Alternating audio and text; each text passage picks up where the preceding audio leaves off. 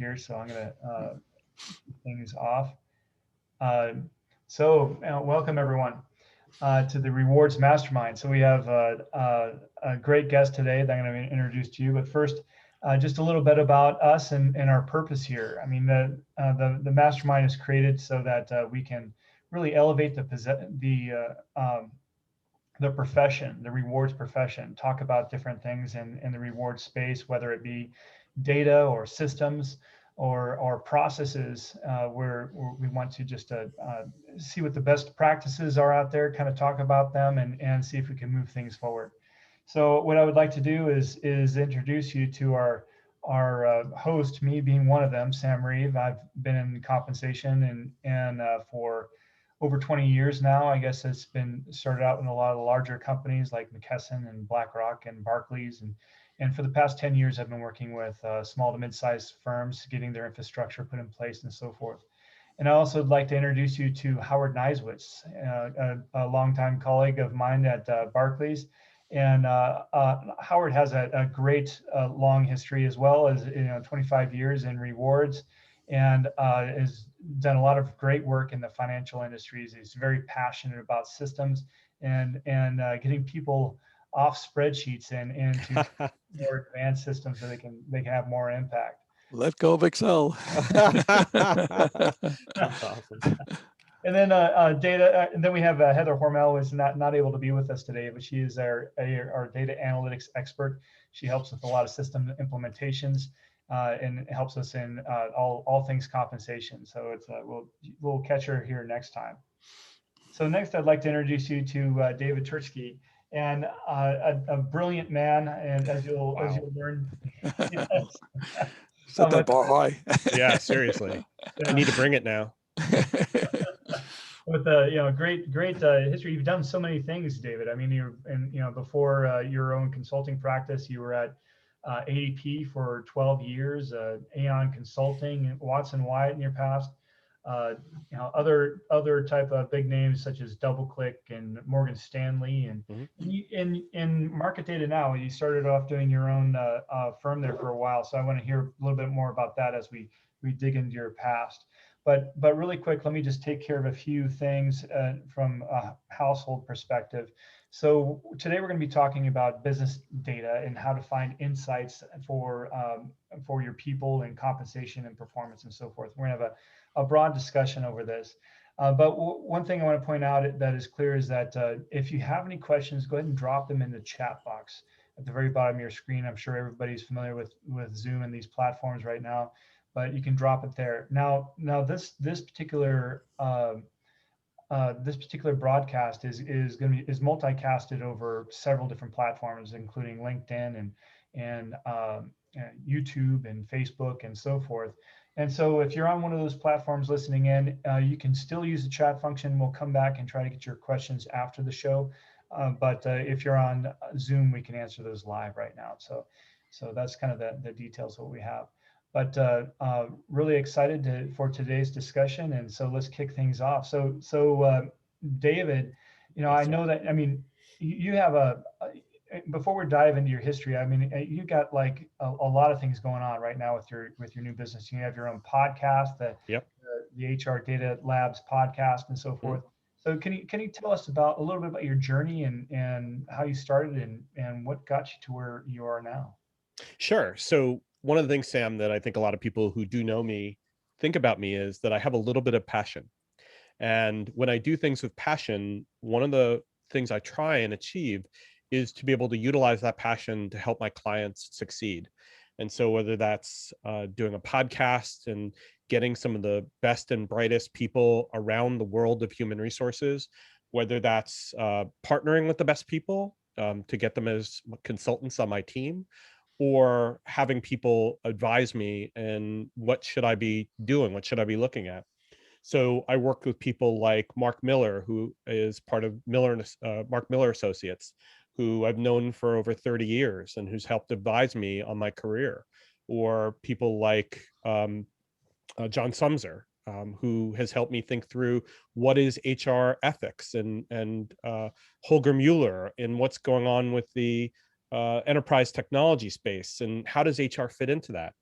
So I try and surround myself with people who have similar passions, but who expand our world and who can help my clients, as well as the people who listen to the podcast, be able to understand what's actually happening in the world of HR and how can they leverage what is happening with all of these different things in order to be able to make their jobs a little bit easier, to make their lives easier, and to be able to learn something on every single episode of the podcast, for example, about what's actually happening today and what could they do either a little bit differently or think a little bit differently, or help their customers think differently about the world of human resources, the world of data and analytics, and how can they make this all better for themselves and everybody around them. Mm-hmm. And it's those passions that have driven me to build this consultancy. And so when I was starting it back in March of last year, I was thinking, what is it that people need? What kind of help are people looking for today?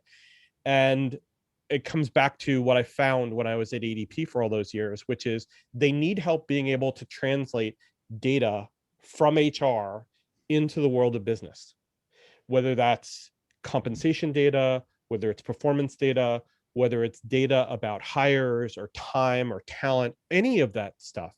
They need to be able to figure out ways of being able to measure it and then talk to their business leaders about how they can utilize that and how the business leaders can make better decisions about that data. Most definitely, yeah, of course. But I know you have you definitely have a lot of passions, and what I'd like to hear about is yet I noticed you started your own company earlier in your career, and then you transitioned out. So what was your drive? I mean, to start that company, and then also what you're doing now as a consultant. Well, just like you and Howard, I saw a problem in the marketplace, which was that the things that existed, the technologies that existed for HR, didn't speak to me with the passion for technology and as Howard says, getting rid of Excel and being able to utilize some kind of technology that would elevate the world of compensation so that you could take data and you could take you could take the market data you're getting from the survey companies, and you could take your internal data, mash it together, and be able to do things that were different, that you could ask it different questions and get different answers back. One example is at one of the companies I worked for, I created a spreadsheet that had every single person from every part of the company in it, and I had market data that, while I tried to benchmark every single person and every single job and be able to match the person with the job, some people you couldn't do that for, but I tried to find what the market position of every single job was in the company. And then I provided that to the CFO and I said, hey, CFO, if you manage our compensation to the dollar, then I can tell you how much we'd need to budget for our bonus time in order to get people at the 50th percentile, the 75th percentile, or if you really wanted to be that mean, the 25th percentile for that particular job. Mm-hmm. And then the CFO said back to me, hey, that's great. Could you put HR at the 25th percentile? And I said, no, I can't. I don't have that data. Just kidding. Of course I do. But what he did was he said for each of the different groups, benchmark to a certain percentile and then aggregate it and see what should our spend be for the entire company if we position the bonus program here, there, or wherever. And then I could tell him what the total comp was, what the base salaries were, so I could tell him what the accrual should be on bonus and equity pools in order for him to be able to hedge against the bonus structure appropriately throughout the year. And so I was able to provide him with a number that he used for not only the hedging, but for the bonus accruals. And then he had some cost certainty. He knew what kind of numbers he'd need to come at in order to be able to get there. And that was beautiful. And so I took that thought process and I leveraged it into technology to try and build that particular type of market pricing tool for compensation. Mm-hmm. And then Market Data now got acquired by Aon Consulting. And so I went to work for them. And then we started building those technologies inside of Aon. But just like you guys, saw a problem, saw a need, and used my passions to try and build that in order to be able to elevate the world of compensation. See, that story is like so perfect because it's sometimes HR gets stuck into thinking, okay, here's the market data I'm going to give to management. Here's what's happening in the market. Here's the, the merit Right. guidelines, without relating it back to the business. Exactly. And by putting a different spin on it and going a little step further, you brought something to your CEO that made sense to him. Exactly, Howard. And one of the fun things about it was we were then able to talk to the business about cost certainty, about how much they need to spend in order to get to, and at all times during the year, quarter by quarter, we can talk about tracking to the performance they need in order to achieve that bonus structure, and then be able to get to where we wanted to get them to in the market. And it actually worked nicely. Unfortunately, that company got acquired after a few years. So I only had a couple of years of doing that, but still that thought process was in my head about trying to build that technology. And so we took it from Excel and Access and we put it into a real technology to have that happen. But to your point, in some ways you could use market data to just go back to managers and say, this is what the market says for your people. This is where you should be paying them. Mm-hmm. And in another application of it, you could be working with the finance organization to say, and this is how much the cost structure should be for our entire business. They're both part of the business conversation, and it's not HR data at that point. It becomes business data. Right. And that'll lead into some of the things we're going to be talking about in a few minutes. Well, I just want to point out one of the things that you brought up about and the beauty of consulting. The reason why I got into it is just what you said.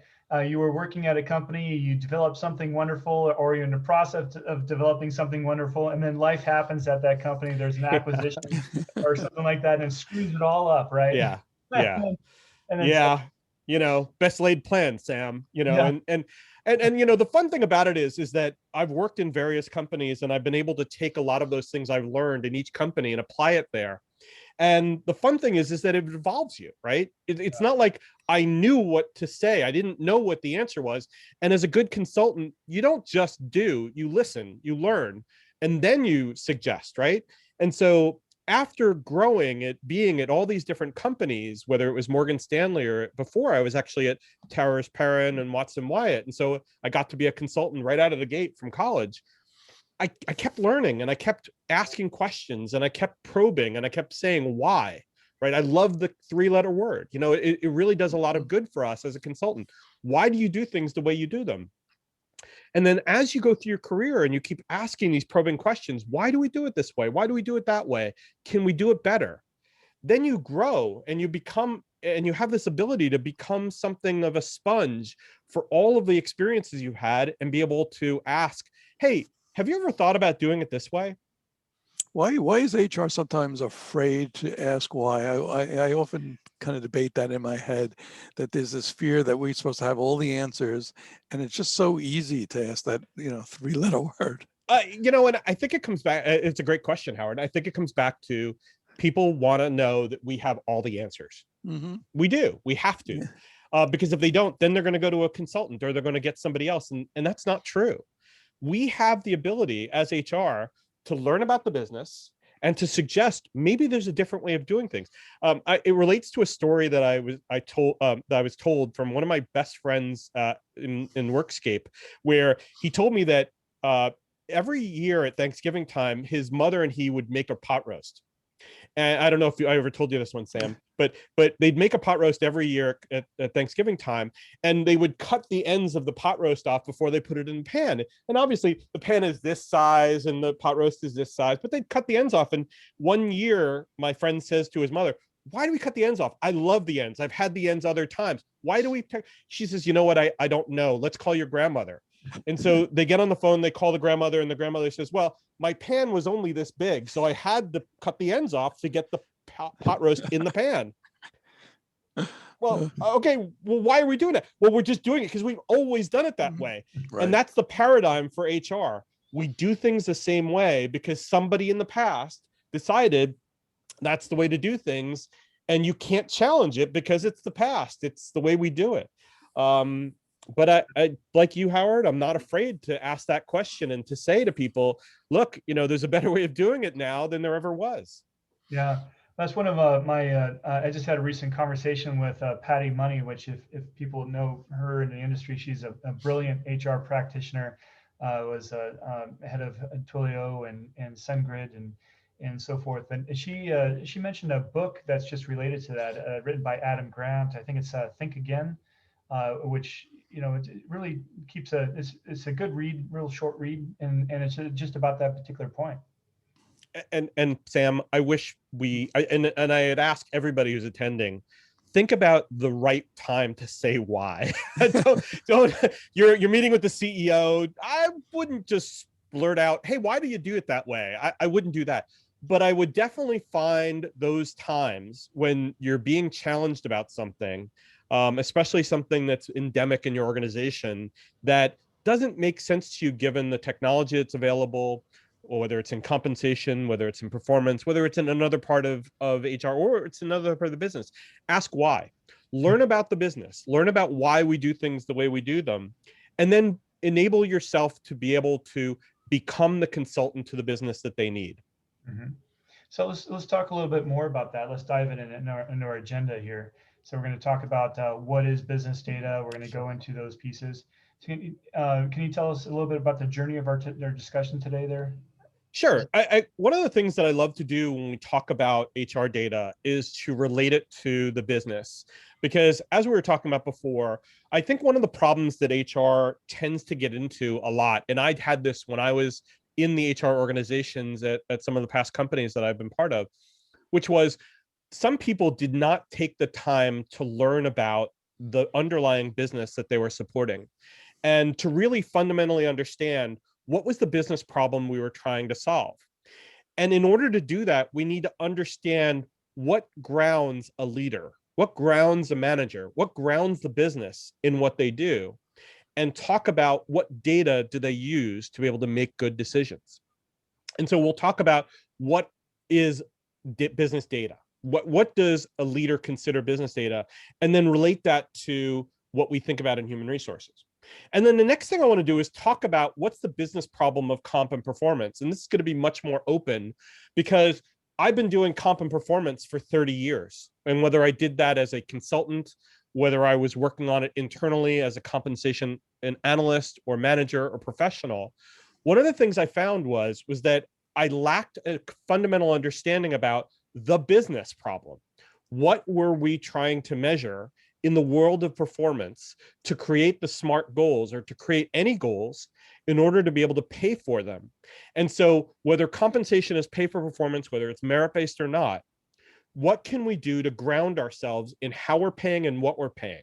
And then I want to talk about some of the new thought processes that are going on in the world of compensation and the world of performance, and then talk about how are we going to deal with them in the world of HR.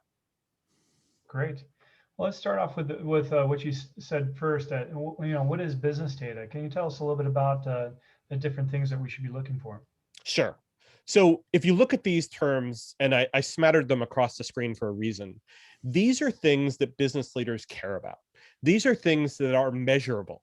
Whether we're talking about what are the products and services that we offer, who are our prospects, what are the logistics of how do we get our products to market, what's happening in the world of technology that's affecting our products, what's going on in the markets that we're selling our products or that impact our customers that we have to worry about so that we can feel like our customers and understand what's going on in the world of our customers, put ourselves in their shoes so we care about what's happening with them and we can react to it. One of the things that somebody asked me about is why weather? Well, weather impacts business. And if you're in retail, you know what I'm talking about because there are times when people really need what you're producing or what you have, but they can't get to you because whether it's a hurricane coming, whether it's floods, whether it's snow. If you live in New England, you know what I'm talking about.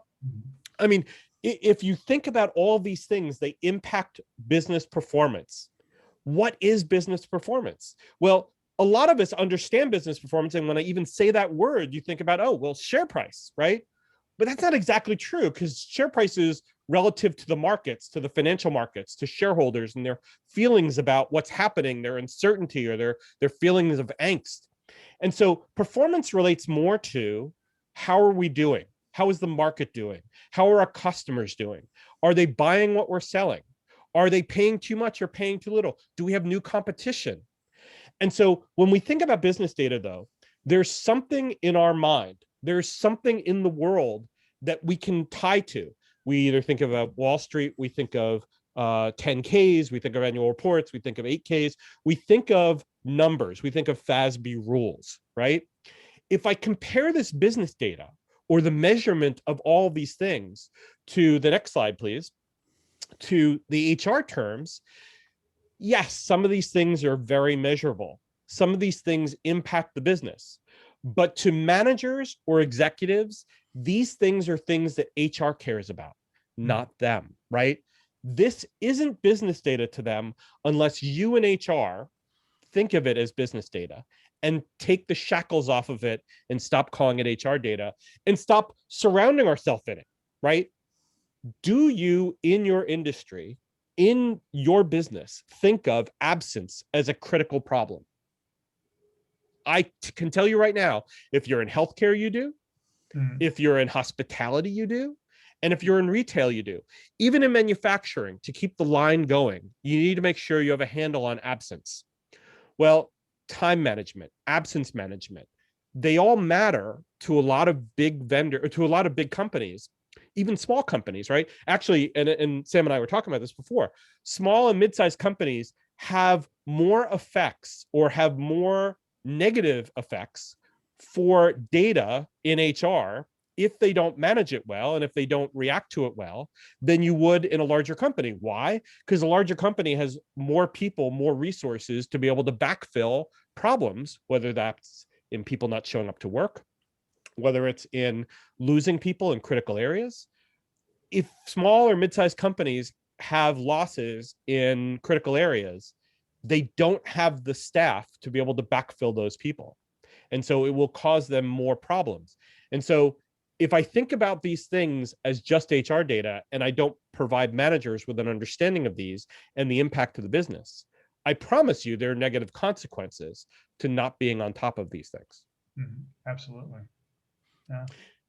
We got a question that came in while we were just talking from Michael. It says, does industry have a significant impact on the relevance / importance of each of the business data considerations? Yeah, I think to those angles of, as we were talking about, if you're really a people business like retail or hospitality or healthcare, and there are certain things in there like cost or absence or time management or even just being able to staff people appropriately. I think we can all remember times when there was a gigantic nursing shortage across the United States, and a lot of healthcare companies were scrambling around not only the cost of nurses, but also being able to hire nurses. So I definitely think there are industry considerations on a lot of those pieces of HR data and how they're managed and how carefully they're managed. Whereas in other companies, they're not as important or they're not as interesting, but yet they're still valuable and they're still interesting in the conversations with leaders. So another one thing you mentioned as far as data sources and things that can disrupt data, you mentioned weather as being one of them, of course. And I think that we can probably call that Mother Nature now, as when we wrap in COVID into that equation, right? But as in the past year or so, as we've been going through this disruption in business, have you seen or experienced where data is used a little bit differently during this crisis? I mean, are we looking at, in the people area? I definitely think engagement. I think people were really worried that people staying at home or companies were worried that people staying at home meant engagement would go down because you didn't have that face time between not only managers and employees, but staff members and teams, and people couldn't relate to each other as much. And I think we were all, maybe not, I kind of thought that this was going to happen, but I'm not a genius. I'm just saying I kind of thought it was going to happen. I knew, or I was hoping, that people would become more mature about working at home. They would take it seriously. They would do their jobs like they would if they were in the office, even though they couldn't, even though they had their kids there too, because they not only became not only were they working, but they had the kids in the next room who were working on their computers or working on their iPads, trying to attend school, and they had to balance the critical nature of being a parent and being a good worker and keeping that in a very conscientious balance. So I think engagement became a little bit of a shock to leadership, that we could still keep people engaged in what they were doing, maybe even more so, while they were at home doing what they do, and maybe not even skip a beat. And so a lot of companies kind of thought a little bit differently about their business model. Do we have to have people at the office? Could we potentially work at home? And some big companies have made the decision, we spend a lot of money on infrastructure for having these gigantic monolith buildings. Maybe we need to think about them differently. And one of the people on the in the chat mentioned manager training, and I think you're absolutely right. Whether it's talking about engagement or talking about using data from HR in a leadership capacity, if we train managers on how to be able to focus on that data and find the insights in those pieces of information to be able to react differently, and really train people on them, not just give them, and by the way, this is turnover, and if you're at this turnover, it's bad, and this turnover, it's good, or this is how you read the chart. If we really give them the insight to understand what's happening in those HR dashboards, which we're going to talk about in a minute, then I think we're going to do ourselves a lot of justice and be able to get some really good managers more data and actionable data. And Sam, the reason I put this together is, if you look at business data and I ask you, what are sales? What is revenue? What is cost? It's extremely clear, and everybody should have this picture in their mind. What is a sale? And what is the measurement of sale, right? It's number of units times price equals sales, right? That's clear. Revenue, a little bit more amorphous because there are FASB rules about what is revenue, right? But even so, I can point to what's revenue.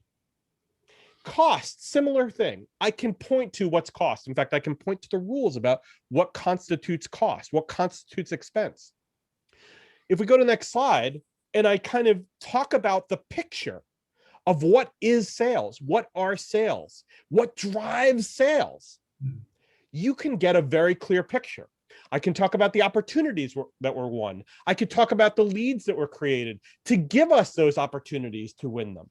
I can talk about the sales ratios, about the amount of close to the opportunities we had.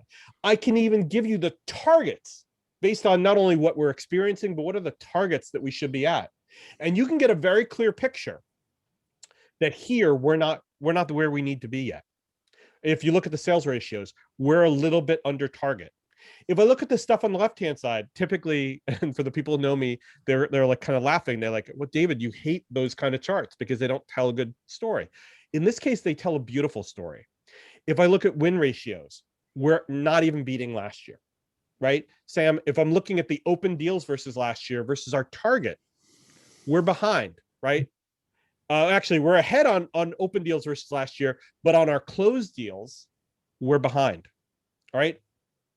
Maybe we're near our targets. Actually, in the left-hand side, I apologize. We're ahead of our targets. So I'm sorry, I missed that one.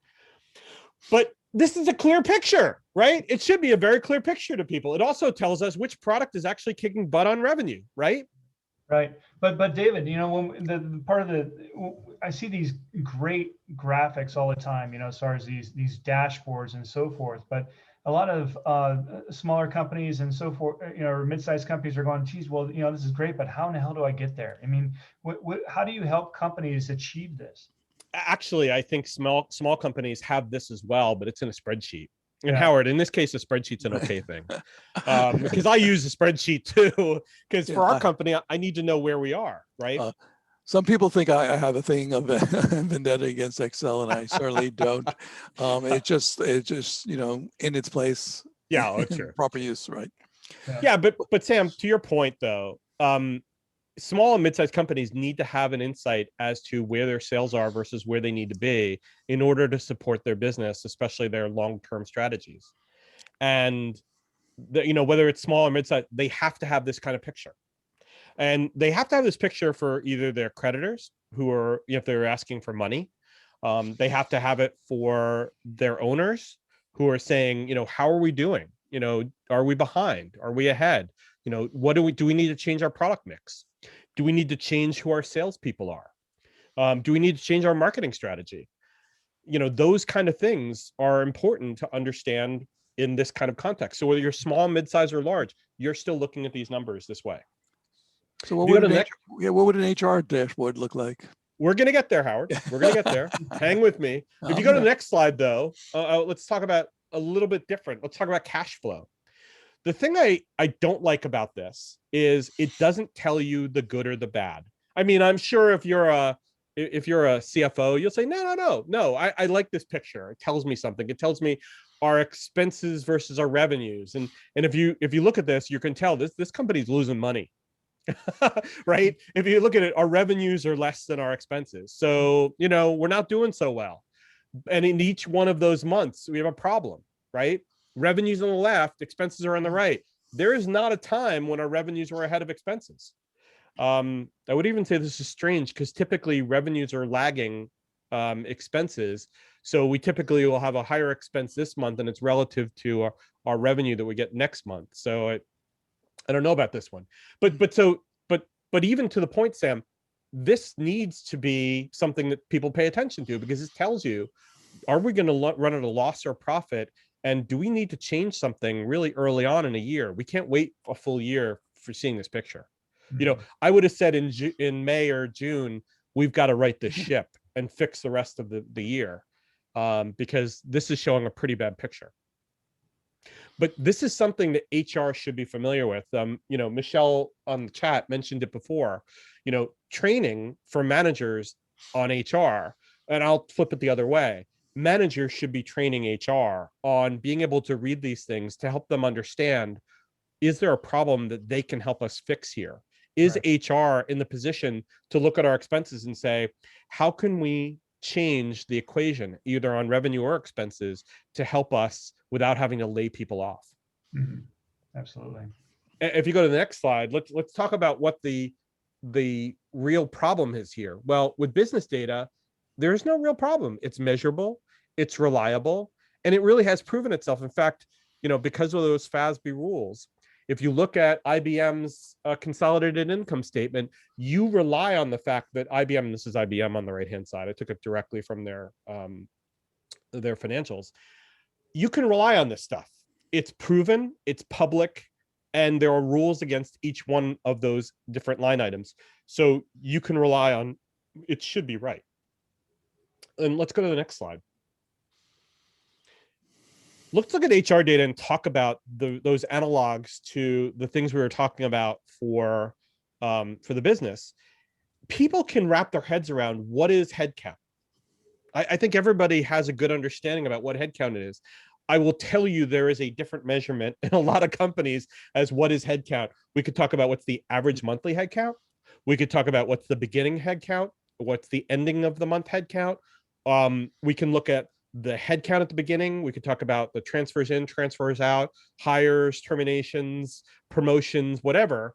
And then what's the end of month headcount? Those are all headcount analyses, right? Some are called waterfall analyses, but those are headcount analyses. Turnover.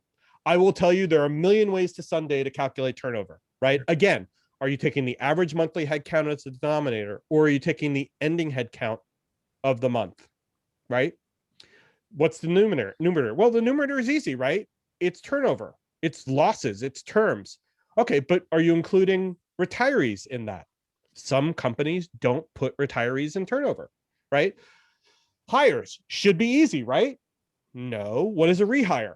Do you have people in your data that are rehires? So if I look at the similar concept in HR for those similar types of measurements in the business, there are questions that I can't answer.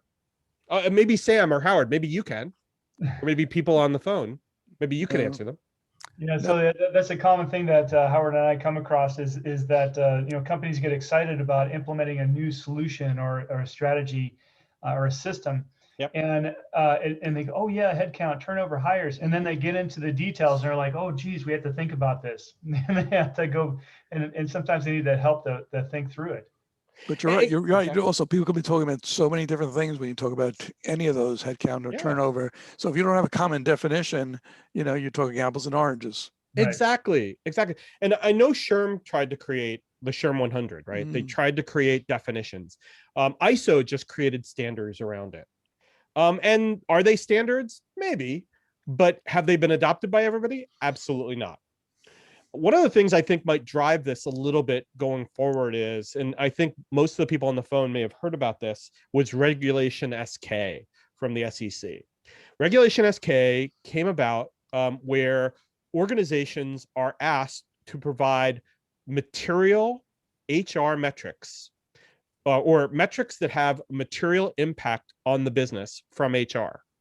And it's things that the HR world tracks or that business tracks as far as HR metrics. And I will tell you, I love it. It's wonderful. It's a great thing that public companies are now asked, what are the things in HR that are driving their business? And what are the metrics that they're seeing that will drive material differences in business outcomes? Because now HR needs to think about what's material.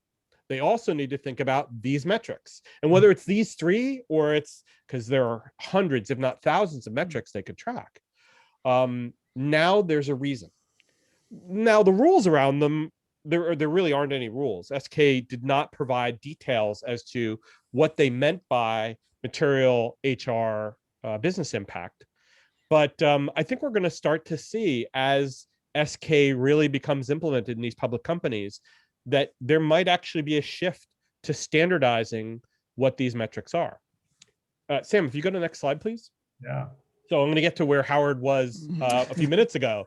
Here we go. What are examples of HR dashboards? And the first thing I'll tell you is one of the things that HR dashboards suffer from is too much information and not enough story, right? A lot of times we pack a bunch of stuff on a page and we go, here, this is really cool, isn't it?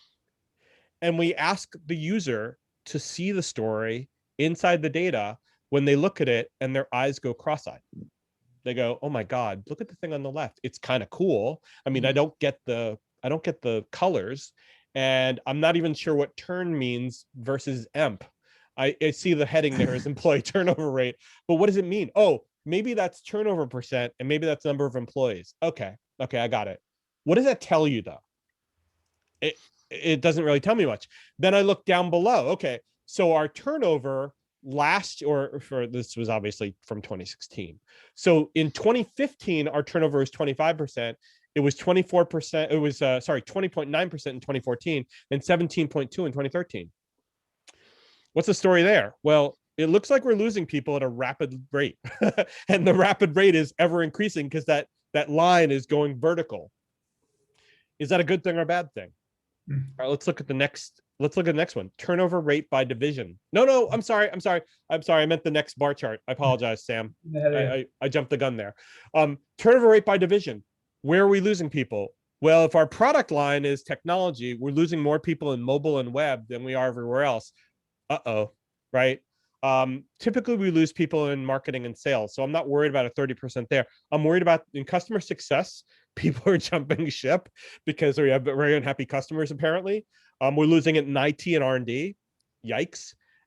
So there might be a problem here. We might be losing critical people. And then if you look down below, in customer success, we're losing a BI developer, or we're losing BI developers, data analysts, help desk support. So the people in front of our clients are moving out quickly. So the stuff on the left doesn't really tell us much of a story about why. It tells us who. Let's look at the one that's on the right-hand side. So this is something that should be near and dear to our hearts in the compensation and performance world, because this is are we offering a competitive salary to our employees? And what we're looking at here is, and I can only imagine that the 94% being salary competitiveness rate, that relates to comp ratio, because it goes 50 to 130, maybe. And we're near 94%, which should be the middle. It should be a little bit left of the middle, but okay. And then we're looking at the benchmark versus company, and we look like we're kind of right on target for benchmark. Like the company line is that one line, and the benchmark is those histograms. And then female to male, it looks like we're 50-50, and that should be that's right where it should be. But then we look below and we see, some salary variability from 45 to 119 on aviation, and then 45 to 121 on health. That's a lot of variation in that, whether it's a job, family, or department. I don't know. Maybe that's healthy. I'm not sure. I'm not really sure what that's trying to get at. But do these tell stories? And the answer is somewhat. But you've got to be really trained in order to be able to see the story in this data. Whereas in the sales world, in that sales chart we were looking at, in the sales dashboard, it was pretty clear we're either hitting our targets or we weren't. In the finance one we were looking at, the picture was pretty clear that we're behind on revenue and our expenses are higher, so we're losing money. Here, I have to infer a lot of things. Right. And that's a problem that we have in HR. We tend to make people work for the answer. We tend to make people work for the story instead of trying to give them the answer or trying to give them data that should help them answer questions like why or what. We're asking a lot more questions than even the data will tell us. Yeah. Managers don't want to be detectives. No. Well, I mean, I'll put it to the HR generalists, if there are any in the group. How many of you guys are good detectives? If I gave you this data, could you tell us anything from it? And even as a data analyst and a person who's been doing analytics my entire 30 plus years, I struggle with these kind of charts. Mm-hmm. And that's why a lot of times when someone says to me, what's the most effective business analytic for HR? The answer is the one that's simplest, mm-hmm. the one that tells you something and doesn't make you work for it too hard, right? Like I've had managers that come out and they say, okay, turnover, yeah, I get it. Turnover's bad, but what is it really costing us? Exactly. What are the real costs? What are the opportunity costs? How do we look at this and what's driving it? Yeah. Right. And that's why I'll say always pair a turnover report with a termination reasons report. Mm-hmm. Right. So you might see turnover is high in a certain group. Okay. My next question is why? Why is it? And then if I look at term reasons and I see, 50% of the people who've left, they say the reason is manager. Pretty clear that we have to do some training for that manager, or we have to find a different manager because half the people who've left have stated that it's manager, the reason why. And we'll get to this, but one of the reasons why I think about the opportunities in HR is looking at data, looking at the underlying data behind a lot of these analytics. I first tell people when they get into assignments with me that I'd like to look at the underlying tables, like the action reason table, the old action. You guys remember that, right? The old action reason table in PeopleSoft. It's still actually being utilized by most HR technologies. And I like to look at the reason codes for termination. Yeah. Because I've seen a lot of times where they say, and one of the most popular choices is resignation. Does that tell you anything? Yeah. Can you learn anything by a termination code of resignation? Or tell me this, David. I mean, I experience this a lot. So it will go work with a client, and they'll say, "Oh, we got a pay problem." I go, "Okay," yeah. Well, and then let's look into the data. And so what are your exit interviews telling you? Well, everybody's leaving because they're saying that they're not getting paid right. Right. And so, okay, what does that tell you? Well, it doesn't necessarily tell you have a pay problem. I mean, it's kind of like the pay for pain. If things are so painful at a company that you don't feel like you're getting paid enough for it, then yeah, it's a pay problem. Yeah. But is it really the painful things that I can't get things done here? Right. Never move forward. There's no vision. Right. Exactly. A manager. So it could be a lot of things, right? And a lot of times managers go to the, I have a compensation issue because it's the one that seems easiest to fix. Yeah. But I remember one situation digging into it. Yeah, the problem wasn't compensation. The problem was that people were leaving for bigger positions. They weren't promoting people fast enough. Yeah. So compensation was an issue, but it's the fact that they were keeping people too long in one position. Yeah, and Howard, it's not anecdotal. There are actually tons of studies that show that people don't leave because of money. They leave because of the job content, opportunity, respect. They're not being respected by their manager or the company. They're not being listened to, and that they don't have opportunity. And then compensation is usually like 20 down the list. It's like 20th, right? And when you start to dig into those numbers, you realize people just want to enjoy what they do. They want to be passionate about what they do. They want to have people around them that are passionate too, and that aren't trying to cause them harm or try and out achieve them so they get promoted. They don't want a competition. They want to be able to enjoy who they work for, why they do it. They want to have passion around it, and of course they want to get paid. But you can't pay people enough to be treated like crap. Right. You can mask it for a while, and I've given people increases because they say that they really want to leave, and I try and hold them back, and they leave anyways because they don't believe in what we're doing, or they found an opportunity elsewhere that gave them more of a challenge. So pay typically is the complicating factor, but it typically is never the reason why people stay or people leave. You can't pay me enough to be treated like crap. Let's go to the next slide. This one's probably a little obvious, but this is one of those examples I give of HR dashboards that exist purely to exist. Right? So it's pretty. It's beautiful. and maybe people put these together for a reason, right? Like, the overtime hours by person, right? Or the monthly cost, or the number of employees. I don't know what number of employees does to help you. The hiring process satisfaction rate, that's a good statistic. I like that. But it's not telling me much because we'll look at what we're asking. Their satisfaction rate, very satisfied, satisfied, neutral. What are they satisfied about, right? About the process, about the organization, about the onboarding. Dig in. I want to double click on that and be able to know more. Now, I love the gender diversity ratio, but I want to know more about that. I want to know, what jobs are we diverse in? What jobs are we not diverse in? Where are we going wrong? I don't like that target too. I don't know what 60% means. The male to female ratio, those are completely at odds. I'm not really sure what I'm seeing here. If you don't tell me data that makes sense to people who say, keep it simple, stupid. Give me information I can act on. Tell me a story. There's a bunch of different stories going on here. This is beautiful, but useless. If you have a dashboard like this, I'm sorry. Throw it out. Start from scratch. Ask questions of your data that people really want to know. Because while you might think that these are interesting examples, they might be. They're not telling me a story. If you want to create dashboards, that's great. Start with an overall header of a dashboard that tells you a story. Let's call it the terminations dashboard. Let's call it the hiring dashboard. Let's call it the hiring process dashboard. Then tell me a story about what's happening with the hiring process. Tell me a story about what's going on with turnover. Even if this is a compensation dashboard, don't give me comp ratio. Do you know why? What's a good comp ratio? There isn't one. We're not trying to get to 100% on comp ratio, people.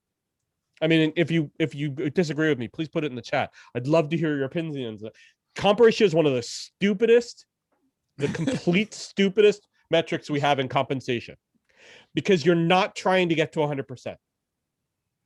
And if you have a central tendency of 100%, what does it tell you? I don't know. It tells me that I have people who are the rainbow of being at the minimum, the midpoint, and the maximum, but on average or at the median, they're in the midpoint. You guys have a different perspective on this? No, it totally depends on a company's stage of growth and where they need their talent and what jobs. Sure, Right. Absolutely. What positions? Yeah. Exactly. It also depends on their survey data, how good it is, how old it is. There's a ton of things, right? How many of you have updated your salary ranges in the last, I don't know, 2 years? Right? If you haven't, shame on you. Contact Howard and I. We'll help you out with it. Yeah, there you go. You've got their number, right, people? But seriously, one of the problems that we also have with HR data, and especially with compensation data, is while we swim in it, a lot of times and I'm sorry, I'm not trying to point fingers here, but we're lazy about it. We try and point to the statistics we always have looked at to say, here's what it's telling me, when we're not really clear on what it means in the first place. So comp ratio is one that I point to a lot, and people go, I'd like to know where our company is from a comp ratio perspective. And I tell them why. Ask a better question. Are we competitive on pay? Yes. Okay. Is our business competitive on performance? And this kind of gets to the next section, Right. which is talking about the world of business in the context of compensation and performance. So let's kind of go there, because I know I spent a lot of time up front with Sam and Howard talking about being able to get on the same page with business data and compensation, performance, and HR data. But now let's talk. What is the world of business when we talk about performance and we talk about, is a business performing well? And the answer is not simple. The answer is that the business is performing well when we're paying our bills, when we're doing the right things by our clients, and when we have profitability, right? A business kind of counts itself as being in the good place when we're profitable. And there are a lot of measures of this by industry that you can point to. In many cases, client satisfaction scores tell us whether we're actually at a good place, right? CSAT scores. For those of us who've ever worked in a retail organization or who have had or service organizations, and your customers typically will fill out feedback cards, and they give you a score. And a lot of the newest measurements of customer satisfaction isn't just about, was that a good or bad inflection point? Was that a good or bad service? Did the person answer your question? They're not asking that anymore. They're asking, would you refer this company to your clients? Would you refer this to your friends and family? Would you be a 10 out of 10 when it comes to referability? Anything less than that means you're not. And I think you guys may have heard of Net Promoter Score, which is the kind of the newest, but I guess it's not new anymore. It's kind of the accepted version of customer satisfaction. If I look at different organizations inside a company, there are different customers, right? There are different clients. In many organizations, they're internal. Whether you're manufacturing, whether you're a financial services company, a lot of times internal organizations are your customers. You should still be asking that question. How are we performing? And would you refer these people that you're working with to others? Would you give them good scores? That's the only way for you to know, are they raving fans or are they just happy with what you've done, right? And if you're not making them happy, what can you do better? As far as business performance goes, that's kind of the penultimate, or that's almost the best you can get to. The best is if someone did a performance evaluation on you every single interaction. What did you do well? What didn't you do well? What can you improve upon? What kind of training should you take? And for those of you kind of saying, nobody's going to do that kind of work. Actually, there are organizations that do track from time to time. They track, is a group doing exactly what it needs to do in order to get 10 out of 10? Yeah.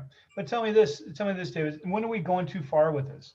I mean, right now, of course, one great improvement in just in employee performance, right, is that we're getting away from the annual performance review to something that's more timely. But when we start measuring this on the micro scale at every, like you said, every transaction, so when are we going too far with this? What is the right balance? It's a great question. I can't answer that. You can. Your audience can. People who are employees can. When the performance process becomes so invasive that it prevents you from working, to me, that's when it's too much. One of the ones that I used actually right before I left ADP, we were working on a team-based and a manager-employee interaction-based performance management scheme, where the manager and the employee check in every week to judge how is the employee doing. What could the manager do to help the employee better? And then the manager is asked, would you promote this person? If you had the opportunity, would you promote this person? And every week we had to check in on the employee, and every week we had to grade that person. And throughout the entire year, that means you got 52 data points to be able to judge, was that person performing at a level that you would promote them? Mhm. And that person told you 52 weeks a year how they were feeling. So the understanding from the manager perspective to the employee perspective should be in complete alignment, so that by the time you get to the compensation time, there was no shock, there was no surprise. And then this kind of gets to the, what we were talking about before of what's coming next, or what's the new trend in compensation and performance. And the answer is that getting real-time feedback between the manager and the employee, so that the employee has a complete understanding of what they need to do to change in order to be able to get the feeling for what am I doing wrong? Sure. So that, how many of us in the audience, raise your hand, how many of us in the audience have had that conversation with the manager that was a complete and utter shock at the end of the year? Oh yeah. Yeah. Everybody. I mean, I thought I was great. What are you telling me? You're telling me I'm a 1 out of 5? 5 is the best? What do you mean? You told me I was a great employee every time we talked. Well, I only talked to you 3 times last year. And it was at parties. It was at a birthday party here. It was at a company celebration there. We were all having fun. But does it need to be formalized? David, I think we need to evolve to a point where these interactions are happening as a natural part of doing business. I think anytime we try and structure these things, it becomes like a horrible task for manager, where as opposed to being, this is what my job is and I'm responsible for doing this, I need to be giving feedback all the time to my employees. Howard, no one wants to give feedback. No one wants to get feedback. We hate it. I remember when I was a global manager and I had to give feedback in Japan, I had to be trained on how to do it because I couldn't do it directly. This was back in the 90s. I couldn't do it directly. I had to do it through a third party, because culturally in Japan, I couldn't give people feedback or I would be shaming that person. And culturally, even in the US, if you and I were having a performance evaluation, you would hate that moment where we got on the phone, because it was a natural anathema. People hated getting negative feedback. And the only time we liked it is if we knew we were going to get a pat on the back. But we never were taking, we always took it for granted. We always, yeah, it was nothing. Yeah, I mean, but people want recognition. They want to know they're doing the right thing. They want to know they're in the right place. They want to know where they are. That's why I like the opportunity to have multiple interactions with my employees, where I'm telling them all the time, right, you're doing well, you're not doing well. What can you do better? That has to translate into the outcome of compensation, or you are giving people the wrong messages. You're telling them they're doing great, and then you're giving them a 1% increase. And they go, what do I have to do to get more? I have to walk on water? Sorry for the religious implication there, but people want to know, what do they have to do to be able to succeed, whether that's get promoted, whether it's getting 3%. Right. In the old days, we're old enough, some of us on the phone, to remember 10% increases. Yeah. So higher. I'm dating myself. Great. I have gray in my beard. You could tell I got a 10% increase once. But I think it's that formal nature that makes it awful. It is. And that's why they're going away. The formal nature of that conversation is going away, because we're going to have regular check-ins. In fact, they're called check-ins, regular check-ins between an employee and a manager, to be able to understand, where am I? And then measure that and then record it, so I can see throughout the year, how are we doing?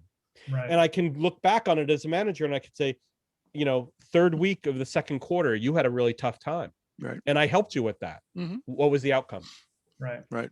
So Dave, we are reaching the top of our hour here, but I have a question for you on this topic that we're talking about. So in the with the current trend of companies moving away from performance ratings and so forth, and having more real-time feedback, how are companies, or what are the data points that our companies are using to track performance in that environment? What are you seeing? Well, from a legal perspective, I hope we're actually capturing some kind of metric to be able to support being able to justify those increases. So to me, there are two things that are happening. The points that the managers are asked to collect throughout the year about how people are performing, they are documenting what performance is like for that person throughout the year. So there is something that's happening either to Howard's point, in the formal or informal conversations. There's something there that's being captured that says this person needs help, this person's underperforming, this person is overperforming, and there's a thought process and there's a measurement that's captured. And so they're using that. There are some companies that are using shadow performance ratings. It's not a formal performance rating, it's an informal performance rating. Yeah. And it would be great if we were able to have something. And in fact, forever I said the fact that performance ratings are something personal to people. I'm hitting myself. They're personal to people, where we care about what people think about us. We care about what our manager thinks, and we want to know, how do we stand against all of our peers? There's always that need, but unfortunately, we're getting to a place where coaching of the manager and the words that she or he needs to use on what is it you say to people in that moment where you're having that conversation of a performance is going to be key to give them the feedback. Because whether it's a performance rating or whether it's a conversation, I have to be able to give you something and then be able to use that in the compensation process to be able to justify how I'm divvying up whatever scarce funds I'm being able to get for making merit increases, for giving cost of living changes, which should be across the board, or to give a bonus. Right. I just want to mention one other trend. I think it's really important because most of the organizations in the US have more hourly than salaried people. It's that not only are we talking about increases or decreases, increases and their size, not decrease, I apologize, but we have to talk about opportunities for getting more hours or less hours, and getting more overtime or less overtime. Because in the past, we've ignored those things and talked about, the increase or the merit increase or things like that. Forget about that. What people care about is, how many hours are they getting? How many hours are they getting of regular time? How many hours are they getting of overtime? And is it enough to be able to withstand my livelihood? Because I don't want to have to work 3 or 4 jobs. If I'm getting overtime, there's a perception I'm going to be making money enough to be able to satisfy the need I have for my family. All right. Well, one final question before we wrap up here. And Michelle was asking, is there any recommendations that we can help or we can provide that will help managers be more eager to meet at a more regular intervals with their employees? Now, from my perspective, I mean, the key to making this happen is to make sure that there's value that's created during these meetings. Absolutely. Nobody wants to have a meeting where there's no value. But if there's value both on the manager side and on the employee side, and there's a shared purpose, then they're going to want to meet and just have these discussions. What have you seen, David? So I love your point. There's got to be a goal. It can't be to talk about the weather. It can't be personal stuff. Whenever I meet with my employees, I first say, this is not a personal conversation, especially if it's about, Howard and I were talking before, if it's the purpose is to talk about your performance and what I can do to help you. Tell me the things you're working on. Are they aligned with your goals? Tell me what I can do to help you as your boss. Right. Let's get an outcome that I'm going to do something for you in order for you to be successful. That's the purpose of our conversation. We cannot talk about the weather. We cannot talk about your kids. We cannot talk about the score of the Ranger game yesterday. That is immaterial. You have to talk about what I can do to help you. Build value into the conversation. Teach managers that their job isn't just to push their employees, but to support their employees and be able to give them the things they need to succeed.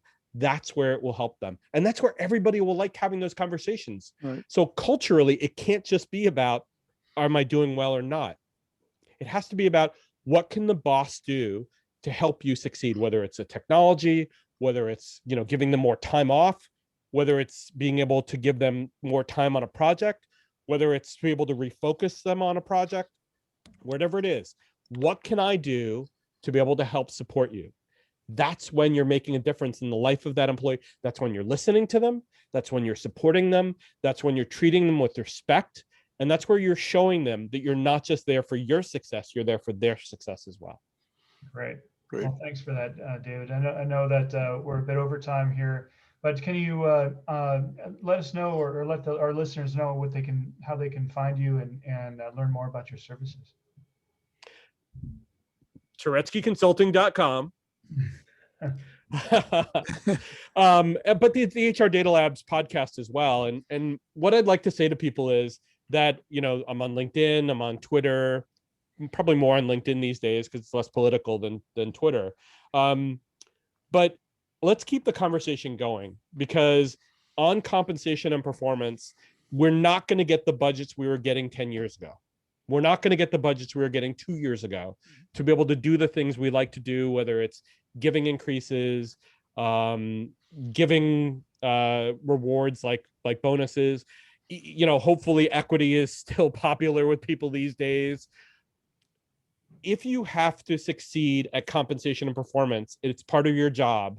My hope is that what you're doing is you're helping the business understand the need from the employee perspective, from the manager perspective, and the business perspective, that you're learning about the business. You're learning on how do they translate data into real knowledge and intelligence. We can help you with that, but I think you have all the skills to do that. You guys have been doing this for a long time.